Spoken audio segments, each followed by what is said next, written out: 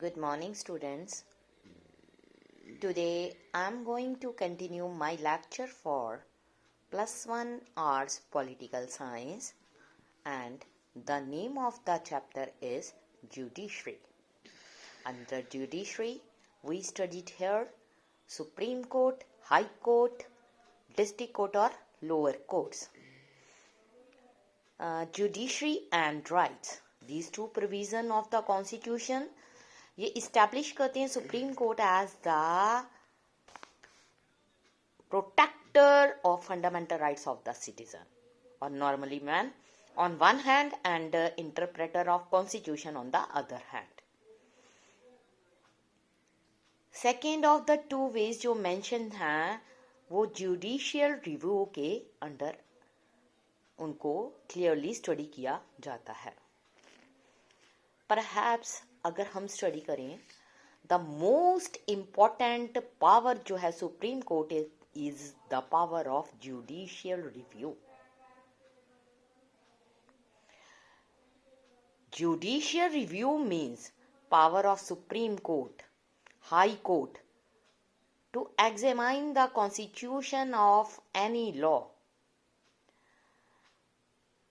If जो court है arrives at the conclusion that the law is inconsistent with the provisions of the Constitution, such a law is declared as unconstitutional and inapplicable. जो term judicial review है now were mentioned in the Constitution. लेकिन ये fact कि India has a written Constitution और जो supreme court है can strike down a law जो कि फंडामेंटल राइट्स के अगेंस्ट दिया जाए. Implicitly gives the supreme court the power of judicial review.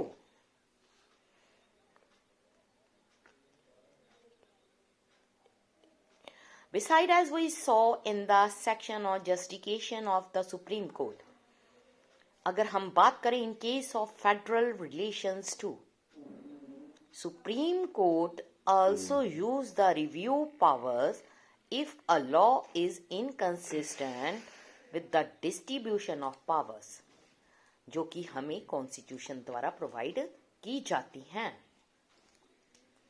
Suppose let us take the example.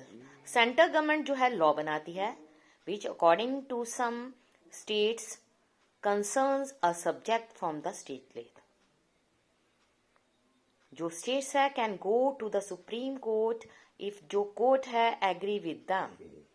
It would declare that law is unconstitutional. इस sense में जो review power है supreme court की include होती है power to review legislation on the government that they violate fundamental rights और other hand on the ground that they violate the federal distribution of powers. जो review power है extends to their law passed by state legislature also.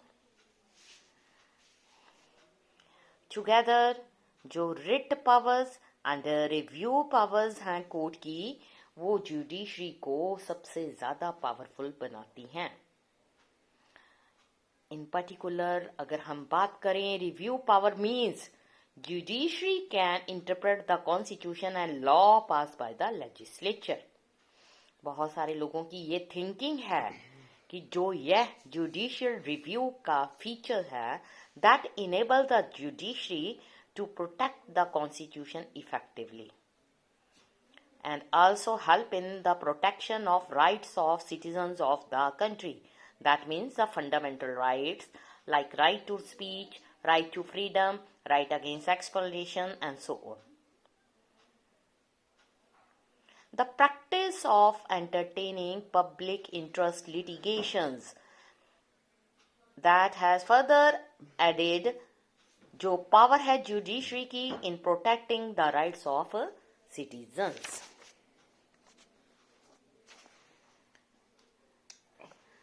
You know that the practice of public interest litigation ये more and more acceptable हो गई है in many other countries also. while many courts also across the world. Particularly अगर हम बात करें इन south Asia and Africa, जो ये प्रैक्टिस है पब्लिक इंटरेस्ट लिटिगेशन की, some form of judicial activism comparable to that of Indian judiciary.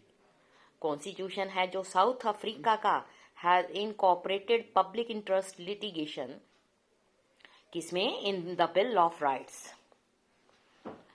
इसलिए in South Africa ये एक फंडामेंटल राइट है सिटीजन का to bring before the constitutional court cases of violations of other persons rights. अगर आपको remember होगा in the chapters on rights हमने mention किया था राइट्स अगेंस्ट एक्सप्लॉयटेशन. जो ये राइट है prohibits force labour, trade in human flesh, prohibits employment of children in hazard jobs. But ये question है, how could these whose rights are violate approach the court? जो public interest litigation and judicial activism है उन्होंने इसको possible कर दिया है courts को टू कंसीडर दीज वायलेशंस. इसलिए जो कोर्ट है कंसीडर करती है whole set of cases. The blinding of jail inmates by the police, inhuman working condition in stone quarries, sexual exploitation of children and so on. जो ये trend है उसने rights जो हैं रियली उनको मीनिंगफुल बना दिया है for the poor and disadvantaged sections.